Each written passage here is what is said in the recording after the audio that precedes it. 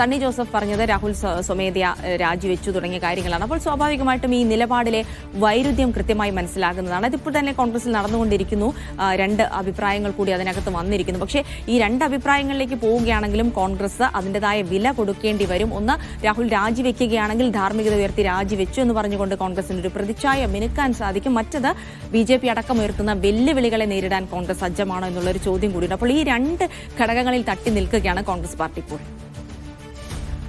തീർച്ചയായും കോൺഗ്രസിൽ ഇക്കാര്യത്തിൽ രണ്ടഭിപ്രായമുണ്ട് എന്ന കാര്യത്തിൽ ആർക്കും ഒരു സംശയവും വേണ്ടതില്ല. പക്ഷേ VD സതീശൻ കടുത്ത നിലപാടിലാണ്.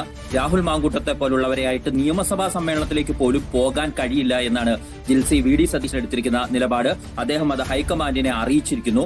കഴിഞ്ഞ ദിവസം ദീപാദാസ് മുൻഷി രാജി വേണ്ടതില്ല എന്ന നിലയിൽ ചില പ്രധാനപ്പെട്ട കമന്റ് നടത്തിയിരുന്നെങ്കിലും അതിൽ തന്നെ തനിക്കുള്ള എതിർപ്പ് VD സതീശൻ ദീപാദാസ് മുൻഷിയെ കൂടി അറിയിച്ചിട്ടുണ്ട്. ഇതിനാൽ തന്നെ സതീശന്റെ നിലപാട് ഇപ്പോൾ ഹൈക്കമാൻഡ് ചർച്ച ചെയ്തേക്കുമെന്നാണ് നമുക്ക് മനസ്സിലാക്കുന്നത്. അതിനകത്ത് ഏറ്റവും പ്രധാനപ്പെട്ട കാര്യം രാഹുൽ മാങ്കൂട്ടത്തിനെ MLA സ്ഥാനം കൂടി രാജിവെപ്പിച്ചാൽ അത് കോൺഗ്രസ് പാർട്ടിയെ സംബന്ധിച്ചിടത്തോളം എതിരാളികൾക്ക് മേൽ രാഷ്ട്രീയമായ മേൽക്കൈ ഉണ്ടാക്കാൻ കഴിയും എന്നതാണ് സതീശനും അദ്ദേഹത്തെ പിന്തുണയ്ക്കുന്നവരും മുന്നോട്ട് വെക്കുന്ന ആശയം. തദ്ദേശ തെരഞ്ഞെടുപ്പും നിയമസഭാ തെരഞ്ഞെടുപ്പും വരാൻ പോവുകയാണ്. അവിടെ കോൺഗ്രസ് ഒരു പുതിയ രാഷ്ട്രീയ മാതൃക കേരളത്തിന് പരിചയപ്പെടുത്തി എന്ന നിലയിലേക്ക് വരും. മാത്രമല്ല, രാഹുൽ മാങ്കൂട്ടത്തിന്റേത് പാർട്ടി അധ്യക്ഷ സ്ഥാനത്ത് നിന്നും യൂത്ത് കോൺഗ്രസിന്റെ അധ്യക്ഷ സ്ഥാനത്ത് നിന്നും മാറ്റി നിർത്തേണ്ട ആ ഒരു കുറ്റം മാത്രമല്ല എന്നത് പിന്നീടുള്ള ദിവസങ്ങളിൽ തെളിയിക്കപ്പെട്ടിട്ടുണ്ട്. നിരന്തരമായ ആരോപണങ്ങൾ വരുന്നു. അതുമായി ബന്ധപ്പെട്ട് അതിജീവിതകളെ സ്വാധീനിക്കാനായി ഒരു ജനപ്രതിനിധി നടത്തിയ ശ്രമങ്ങൾ അടക്കം തെളിവായി പുറത്തു വന്നിരിക്കുന്നു, ശബ്ദരേഖകളായി.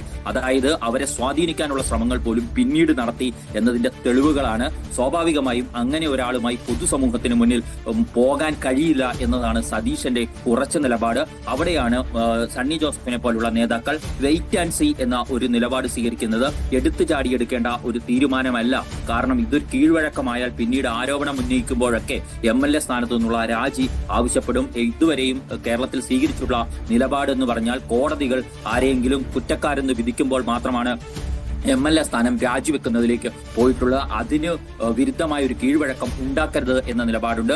ഇതിനപ്പുറത്തേക്ക് നേരത്തെ സൂചിപ്പിച്ചതുപോലെ ഉപതെരഞ്ഞെടുപ്പിന്റെ സാധ്യതകൾ ആണ്. സാധാരണഗതിയിൽ പാലക്കാട് ഉപതെരഞ്ഞെടുപ്പ് നടക്കാൻ പാടില്ല രാഹുൽ മാങ്കൂട്ടം രാജിവെച്ചാലും. കാരണം ഒരു വർഷത്തിൽ താഴെ മാത്രം സമയമുള്ളപ്പോൾ സാധാരണ നിലയിൽ ഉപതെരഞ്ഞെടുപ്പ് നടത്തേണ്ടതില്ല. തെരഞ്ഞെടുപ്പ് കമ്മീഷനെ സംബന്ധിച്ച് നിർബന്ധമില്ല. പക്ഷെ ചട്ടപ്രകാരം 6 മാസവും പിന്നീട് നോട്ടിഫിക്കേഷനുള്ള ഒരു 40 ദിവസവും കൂടി ഉണ്ടെങ്കിൽ ഉപതെരഞ്ഞെടുപ്പ് നടത്താനും തെരഞ്ഞെടുപ്പ് കമ്മീഷന് കഴിയും.